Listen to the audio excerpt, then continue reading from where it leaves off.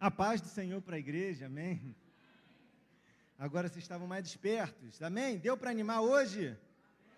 Aleluia. Então vamos para o momento da palavra. Queria convidar os irmãos a já ir abrindo a Bíblia em Marcos, capítulo 4, versículo 35. Muito obrigado.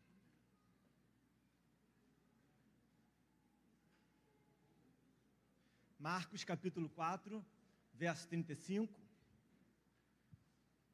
Nunca é uma missão fácil você trazer a palavra num culto, ainda mais num domingo que tem mais irmãos, ainda mais depois que os irmãos da igreja começam a fazer o curso de hermenêutica e eles começam a te analisar o seu português, a sua introdução. Mas releva. Amanhã vocês usam no curso. Amém? Mas os irmãos acharam Marcos capítulo 4, verso 35? Então vocês já estão aí, a Débora vai colocar aqui na tela, mas antes de ler, queria falar para vocês que Deus tem falado conosco nessa igreja constantemente. Deus tem falado com as nossas vidas, Deus tem falado contigo. Talvez às vezes a gente não dê a atenção necessária, a gente ache que essa mensagem não foi para mim, Deus não falou comigo, Deus não tem falado comigo. Mas às vezes isso pode estar acontecendo porque você não está dando a atenção necessária que você precisa para ouvir a voz do Senhor. Às vezes Deus está falando com você, diretamente com você, de uma maneira muito clara com você, porém, você não está prestando atenção direito. Semana passada, os jovens que estavam aqui na igreja, a mensagem veio assim, ó. Os jovens estavam conversando no WhatsApp, os jovens, tá? Eu não. Os jovens estavam conversando sobre ir na lanchonete depois do culto, e a pastora na hora, a mensagem saía, a pastora já cortava no altar, não vai na lanchonete, não, mas não é hambúrguer não, é só açaí, não, açaí não, meu Deus, Deus pegou o Wi-Fi daqui da igreja e entrou no WhatsApp, a revelação vem em tempo real. Meus irmãos, uma vez, vou contar uma história rápida, para quebrar um pouco o gelo, e exemplificar essa situação de que Deus fala conosco, mas às vezes nós estamos desatentos e muitas coisas deixam de acontecer ou deixamos de nos comportar de maneira correta na nossa vida, porque nós não damos a devida atenção ao que Deus tem falado. Eu trabalhava no Poupa Tempo, na Central do Brasil. Quem já foi na Central do Brasil? Aquele mundo maravilhoso, né? É ali que você exerce seu amor pelo próximo. Meu irmão, trabalhava lá, pegava meu ônibus para voltar para casa, aquele ponto super seguro, e aí teve um dia que eu estava lá, distraído, sempre atento, Rio de Janeiro, a gente cresce aqui, a gente já sabe que você fica assim o tempo inteiro, mas já estava tranquilo, já conhecia o lugar, então estava mexendo no telefone, olhando o ônibus para ver se eu ia perder, se eu ia conseguir um lugar vazio e tudo mais, e aí aquele burburinho, aquele monte de gente falando, gritando, e aí eu comecei a ouvir uma voz do além, falando assim, calça jeans, camisa branca. Vida que segue, Central do Brasil só tem doido, só tem maluco. Vou ficar dando atenção para tudo que eu estou escutando? Tá vendo? A hermenêutica não... Não, atrás. A crítica está atrás. Meus irmãos, eu estou lá, mexo no telefone, espero o ônibus que não chega nunca e eu continuo escutando. Calça jeans, camisa branca. Meu Deus do céu, coisa de maluco. Calça jeans, camisa branca. Coisa esquisita. Calça jeans, camisa branca. Eu falei, não é possível. Aí eu olhei para o chão.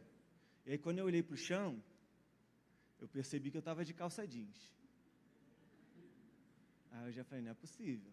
Não sou o único de calça jeans aqui. Calça jeans, camisa branca. Aí eu olhei mais um pouquinho para cima e eu estava com a camisa branca. E aí eu pensei, é comigo. E aí, quando eu entendi que era comigo, eu olhei para trás e tinha uma mendiga atrás de mim, assim, ó, calça jeans, camisa branca. Eu levei aquele susto, desviei do caminho, ela passou adiante. Então, tem vezes que a gente acha que não é com a gente. É coisa para maluco, os malucos que estão aqui ouvindo na igreja não é para mim, não. Deus fala contigo também, presta atenção. Eu não vou ficar aqui revelando a calça de vocês, a camisa. Calça jeans, camisa branca, Ricardo, olha aí, ó. Ó Deus falando. Meus irmãos, então vamos lá, para de brincadeira. Marcos 4, versículo 35 até o 41, diz assim: E naquele dia, sendo já tarde, disse-lhes, passemos para o outro lado. Pode passar, até o 41.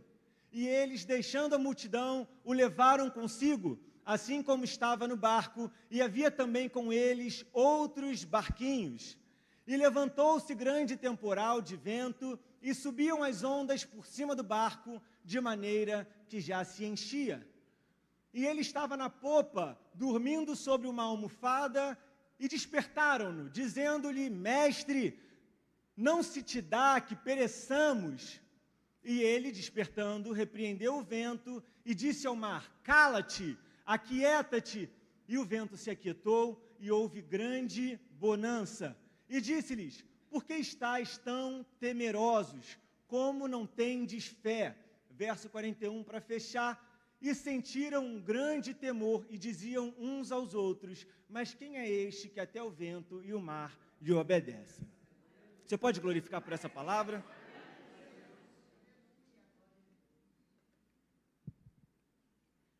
Meus irmãos, Deus tem falado conosco, como eu já disse. Peguem esses ensinamentos que Deus tem dado, porque diariamente nós vivemos momentos críticos na nossa vida.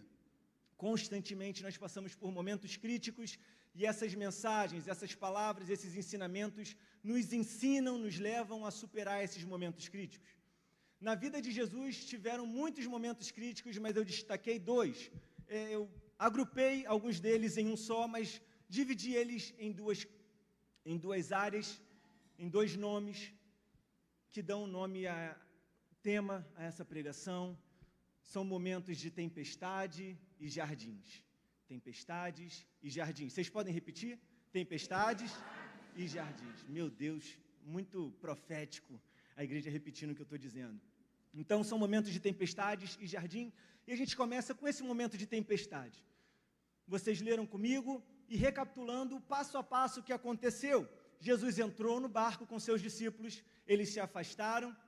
Começou uma tempestade, que a água entrava no barco, aquela tempestade quase fazia com que aquele barco viesse a naufragar, e Jesus estava dormindo naquele barco tranquilamente, até que os discípulos, eles acordam Jesus, eles começam a pedir socorro a Jesus. Jesus opera o milagre, Jesus faz a maravilha, e logo depois de atender ao pedido dos discípulos, ele também confronta esses discípulos. Então, se a gente fosse dividir esse texto em 5, vocês repitam comigo mais uma vez, assim: Jesus entra no barco, começa a tempestade, Jesus está dormindo, os discípulos pedem socorro a Jesus, e Jesus confronta os discípulos. É isso que acontece nesse texto que a gente leu. A gente resumindo e dividindo ele em 5 partes. Então Jesus entra no barco, e o barco aqui a gente precisa entender que o barco ele é o sustento desses discípulos. É o sustento desses homens.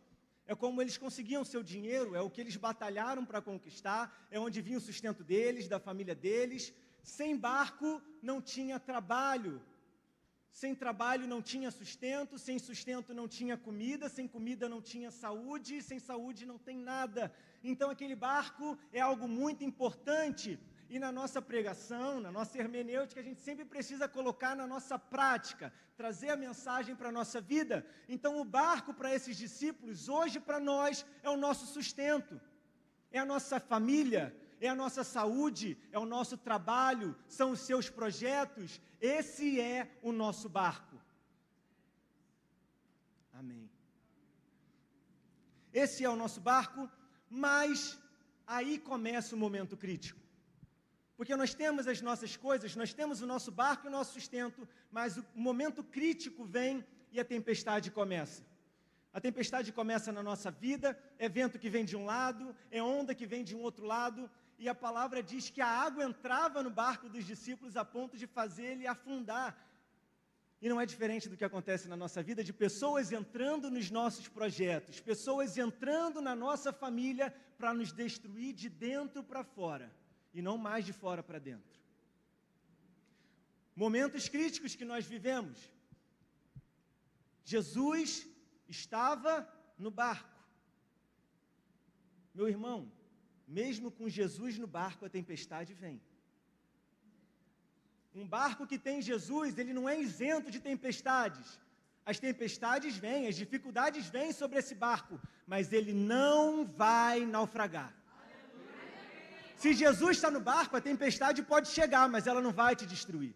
A tempestade, ela pode chegar na sua família, mas ela não vai destruir a tua família, porque a sua família está edificada sobre a rocha, e a rocha é Jesus Cristo. Se Ele está no barco, você não vai naufragar.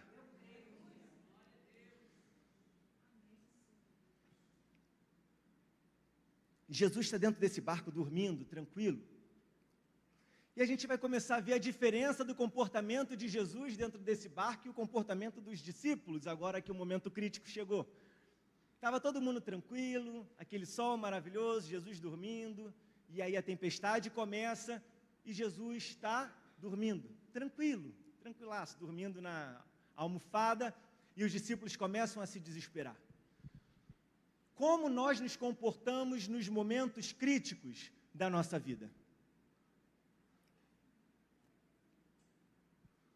Jesus dorme tranquilo porque Ele sabe o seu propósito, Ele sabe o poder que existe dentro dele e por isso nada tira a paz de Jesus Cristo. Quando nós sabemos onde nós estamos alicerçados, quando nós sabemos onde nós fomos colocados por Deus, quando nós sabemos que Deus nos guarda e que Ele é poderoso para nos livrar de todo mal, a nossa paz não pode ser retirada da nossa vida. Os discípulos, no momento de tormenta, eles perderam um pouco a noção de quem estava no barco com eles. Mas Jesus, Ele sabia o propósito que Ele tinha, e aqueles que sabem o propósito que tem em Deus, não se deixam levar pelas tormentas que chegam na nossa vida, pelos momentos críticos que se levantam. Quer se manter tranquilo nas dificuldades do seu trabalho, nas dificuldades da família, ou seja, qual for a dificuldade que você passe no seu emocional, em qualquer aspecto da sua vida, saiba aquele que te colocou naquele lugar. Saiba aquele que te guarda naquele lugar. Saiba aquele que te chamou, aquele que te deu um propósito. Saiba aquele que é o seu Deus, porque quando o Senhor Jesus Cristo é o seu Deus, nada é capaz de tirar de você a paz, a tranquilidade e o descanso, mesmo em meio à tormenta.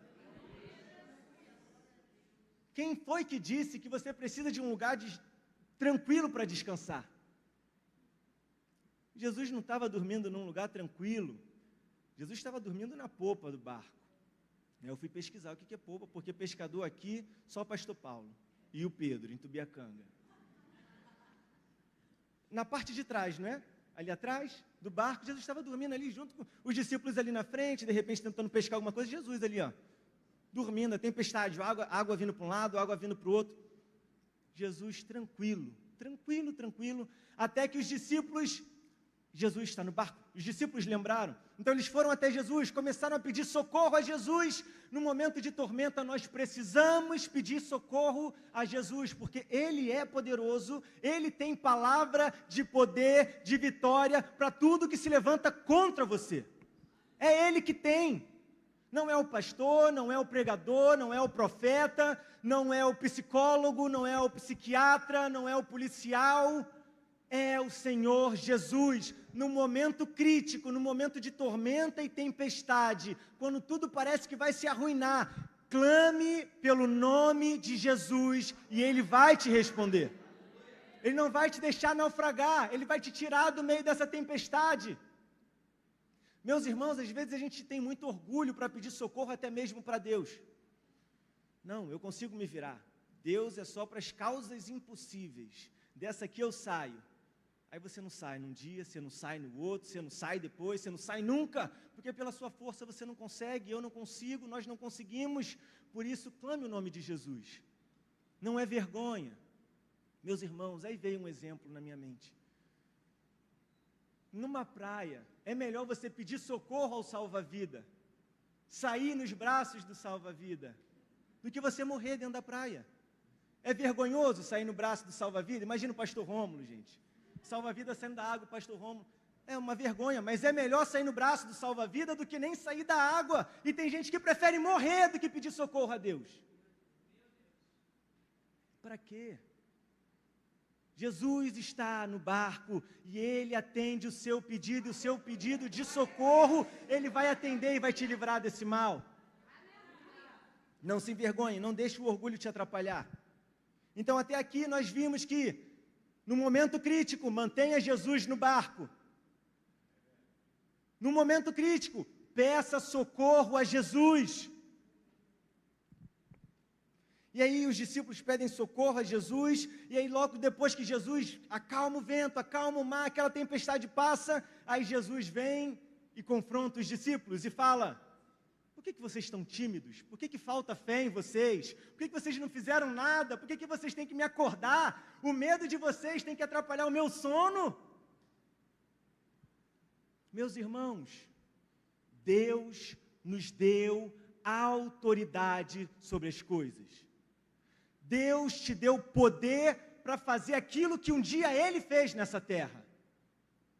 Por que você continua parado, chorando, sem sair do lugar, quando Deus já te deu o próprio poder dEle? Eu não vou entrar no mérito de que, então, nós somos deuses, eu sou um Deus, porque Ele me deu o poder, eu tenho o poder de Deus, então eu sou Deus. Não, mas Ele te deu autoridade e sabedoria para exercer aquilo que Ele é capaz de fazer na sua vida. Ele te capacitou, então levanta e faça, porque Ele já te deu o poder e autoridade sobre a tempestade, sobre o mar. Você vai esperar a tormenta destruir tudo que você construiu? Você vai esperar o vento balançar o barco, as águas entrarem, destruírem o barco, te levar a naufragar, porque você não exerceu a autoridade que Deus já te deu? Vamos parar de falar de barco, então? O seu trabalho que não vai para frente, a culpa é do seu patrão que é endemoniado, mas você nunca orou expulsando o demônio dele, sendo que em Marcos capítulo 15, o versículo 16, a Débora vai colocar: Deus nos deu autoridade para curar os enfermos e expulsar os demônios. Mas a gente prefere colocar a culpa no demônio do patrão. O meu trabalho é um caos porque o meu patrão é um endemoniado.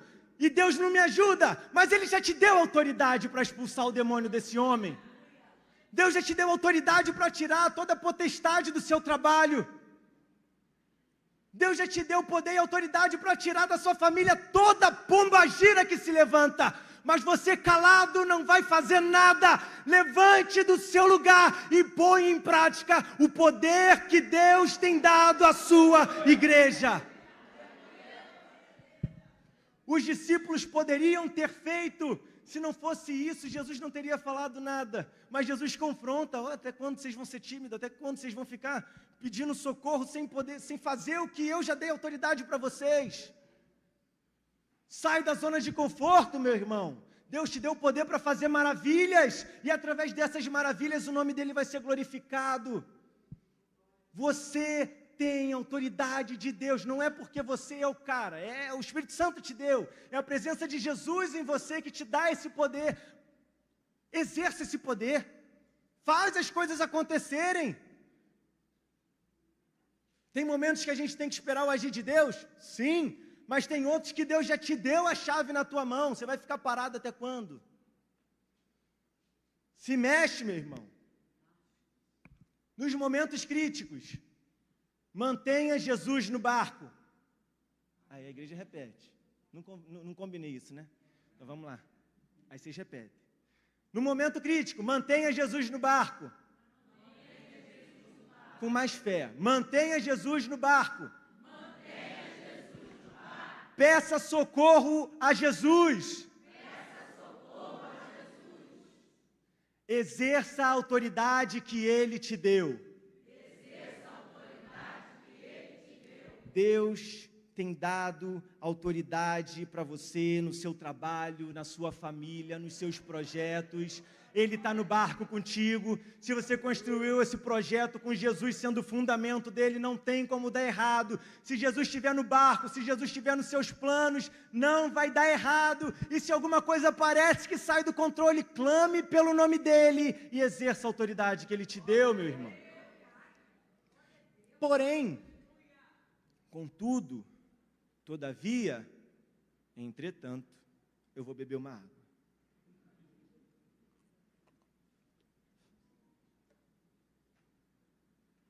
Nem todo momento crítico que a gente vive é na tempestade. É onde mais acontece, é onde é mais visível, mas nem todo momento crítico da nossa vida acontece na tempestade.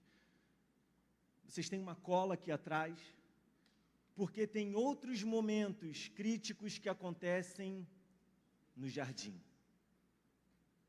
Então vem comigo, por favor, em Lucas, capítulo 22, verso 39. Lucas 22, verso 39. Mantenha a sua Bíblia aberta. Lucas 22, verso 39. Ainda que esteja no telão, acompanha na sua Bíblia também. Aplicativo de telefone, celular.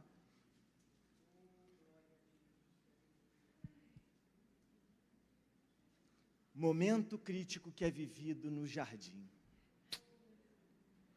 E diz assim, verso 39, eu vou ler até o 44. E saindo, foi, como costumava, para o Monte das Oliveiras, e também os seus discípulos o seguiram.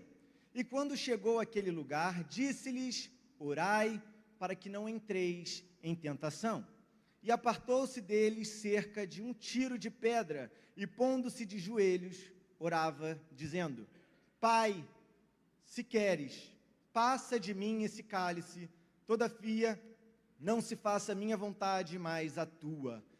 E apareceu-lhe um anjo do céu, e o confortava, e posto em agonia, orava mais intensamente, e o suor tornou-se em grandes gotas de sangue, que corriam até o chão. Jesus aqui nesse momento, ele vive um momento crítico, que não é na tempestade, não é no penhasco, quando queriam jogar Jesus de lá de cima, porque ele disse que ele era o eu sou. Jesus não estava entre os fariseus, caçando ele, Jesus estava no jardim. E esse jardim não era um jardim qualquer, um jardim bonito, confortável, cheiroso, em que Jesus ia lá recorrentemente. No verso 39 diz, e foi como costumava. Era o jardim preferido de Jesus, Jesus estava no lugar de preferência dele. Jesus, ele está saindo aqui do momento da Páscoa. Ele fez a ceia, ele estava com os discípulos, é um dia de festa, é um final de semana de festa, é um momento de Páscoa, de alegria, de felicidade. Então está todo mundo feliz, porque fez uma ceia farta, todo mundo comeu, bebeu, agora eles estão no lugar preferido deles, ali um lugar de conforto, descanso, onde eles podem finalmente, depois de um dia assim, de preparativos de festa, depois daquela campanha, depois daquele congresso, eles sentaram naquele jardim e podem descansar, e é isso que os discípulos fazem, mas Jesus nesse momento, ele começa a dizer que ele está em profunda tristeza, em angústia, ele se afasta, ele traz para perto os seus amigos, nem todos os discípulos, mas os seus amigos, Pedro, Tiago e João, vem orar comigo, eles ficam no canto, Jesus vai adiante, começa a orar, e a oração de Jesus é tão intensa, o momento crítico que Jesus está agora é tão intenso, que ele começa a suar gotas de sangue. Alguém já passou por isso aqui? Não, né? A gente lê, aqui a gente vê uma frasezinha da oração de Jesus, e parece que Jesus fez, vem orar comigo, ajoelhou, os discípulos caíram no sono, ele já levantou, já voltou e acabou a oração. No livro de Mateus vai dizer que Jesus teve 3 momentos de oração. Ele chama os discípulos, ele vai orar. Quando ele volta, os discípulos estão dormindo. Aí ele acorda, vamos orar, gente, pelo amor de Deus. Pelo meu amor, né? Jesus é Deus. Aí ele volta para orar. Aí quando ele volta de novo para os discípulos estão dormindo de novo. Ele acorda, vamos orar. Aí ele vai orar de novo, pela 3ª vez. E os discípulos voltam a dormir. Esse momento de oração, de batalha que Jesus está vivendo aqui no jardim, eu não vou dizer ao certo quanto tempo que levou, mas eu não acho que foi rápido. Para dar tempo dos discípulos caírem no sono 2 vezes, para dar tempo de Jesus entrar num estado tão profundo de angústia, a ponto de suar gotas de sangue, eu não acho que foi rápido, a ponto de aparecer um anjo para ele, acho que não foi algo simples. Eu não acho que tenha sido um momento simples em que ele só falou uma frase e saiu. Acho que ele orou, e essa foi apenas a síntese que os discípulos colocaram nos seus relatos. Mas eu me pergunto também, eu preciso me perguntar, a gente precisa questionar o texto para a gente poder aprender do texto. Por que Jesus, no momento de conforto, ele está sofrendo? No momento de tempestade, os discípulos estavam desesperados, sem paz, e Jesus dormia em meio à tormenta, mas nesse momento de um jardim tranquilo, confortável, onde ele só precisava descansar. Jesus parece que perdeu a paz, estava angustiado, não estava mais calmo com aquela tranquilidade que ele apresentava antes.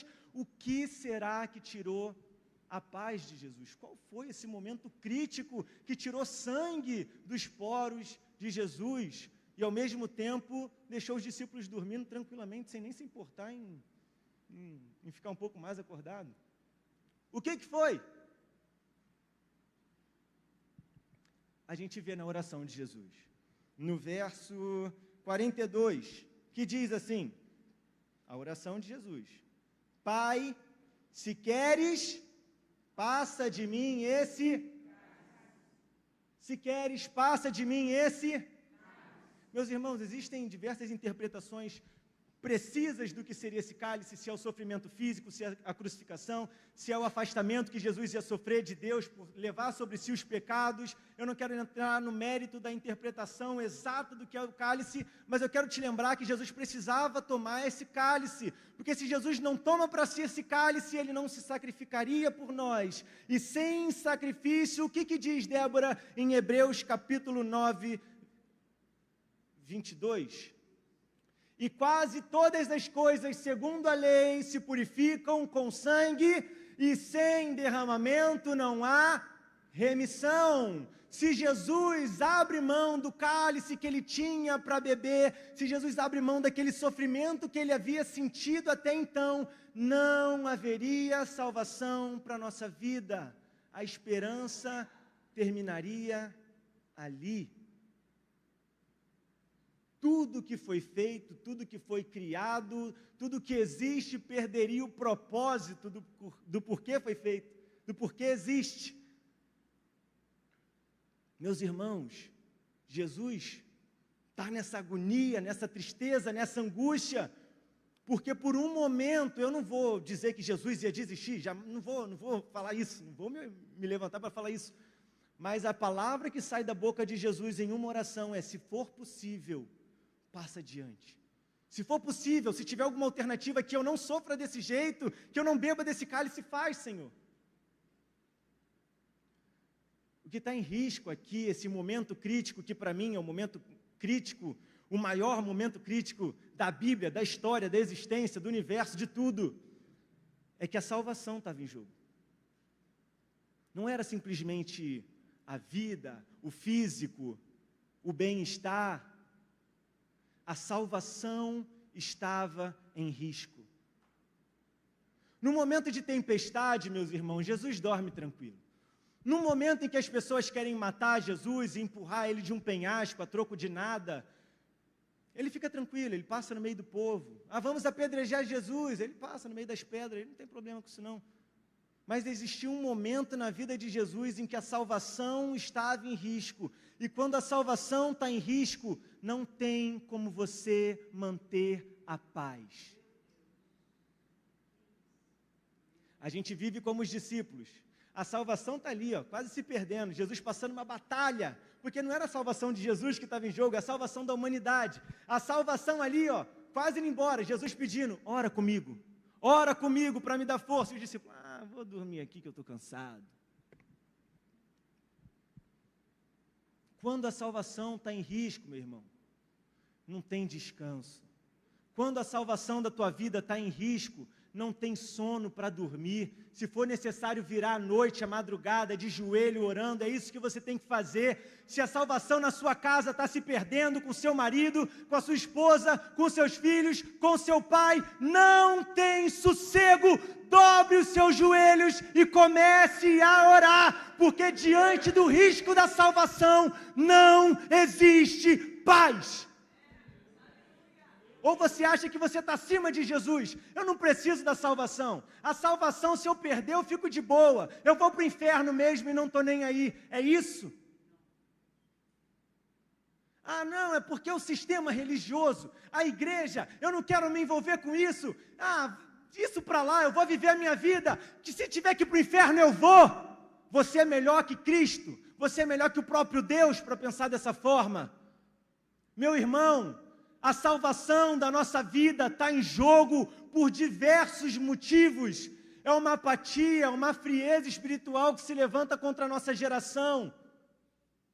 São mensagens que são enviadas constantemente na televisão, na internet, rede social. A gente não abre mão de nada. Se eu estiver cansado depois de um dia de trabalho, eu não oro, porque se eu me ajoelhar para orar e fechar meu olho, eu vou dormir. Eu não quero dar essa oração para o Senhor. Mas o que eu vou fazer? Eu vou deitar na minha cama e vou passar 3 horas seguidas assistindo vídeos de 30, 40, 1 minuto.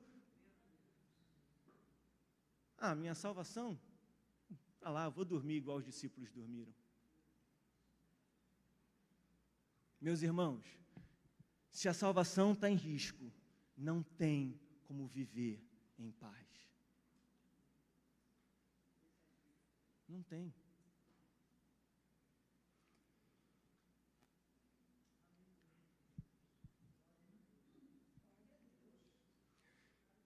E aí a gente vê que a situação se inverteu completamente. No momento da tempestade, Jesus dormia e os discípulos desesperavam.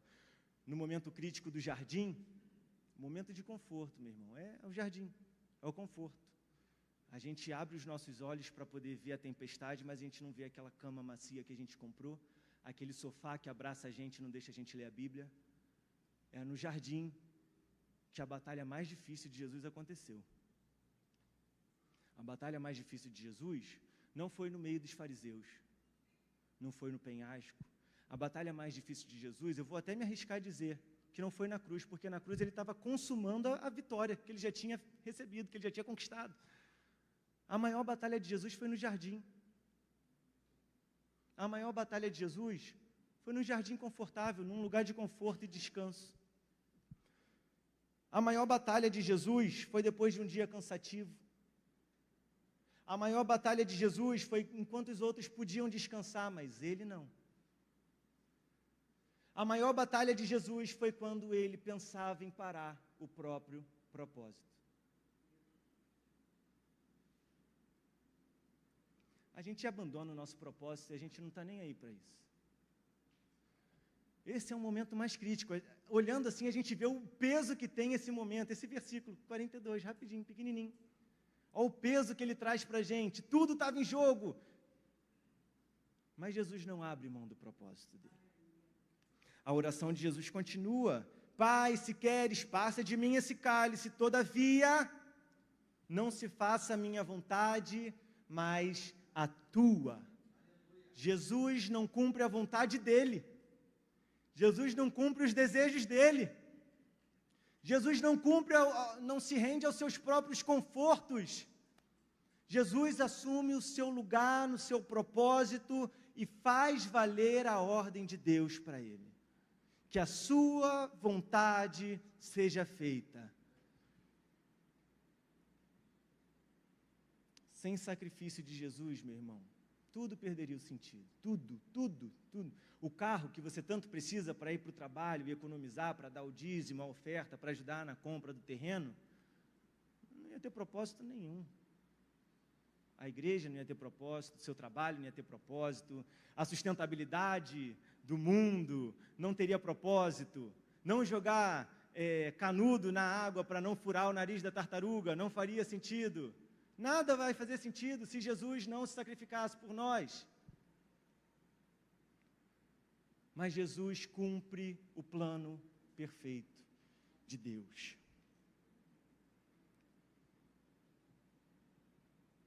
Jesus sofre para que a salvação não fosse perdida.